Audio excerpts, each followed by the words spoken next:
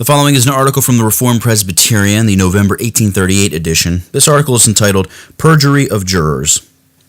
Jurors are sworn to try the cases before them according to law and evidence, and not according to their own notions of what the law ought to be.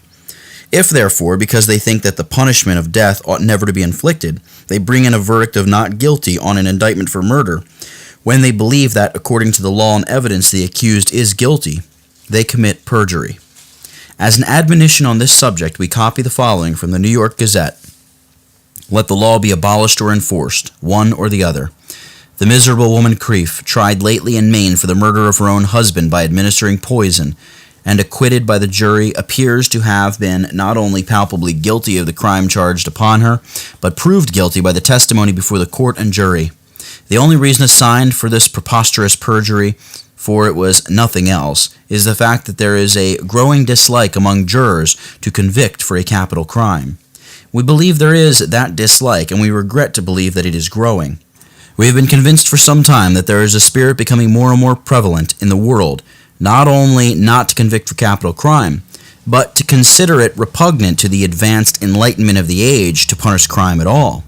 The world is getting too good to be governed. Human freedom has opened shop and intends to do business hereafter in connection with the ultra-virtuous under the firm of universal philanthropy.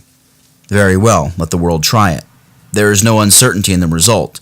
Human freedom will swim for a few years in the blood of its own shedding, until the philosophy will tire of too much of its own ethereality, and hand over said world to a more vindictive code of punishment than it has ever yet known, simply to save itself from the cruelty of its own system.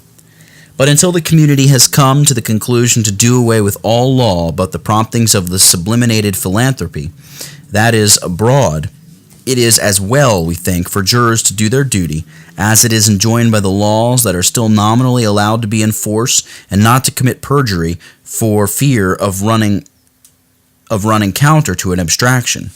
Jurors are never chosen to act as legislators, and have no right to assume the functions of legislators. That from the New York Observer.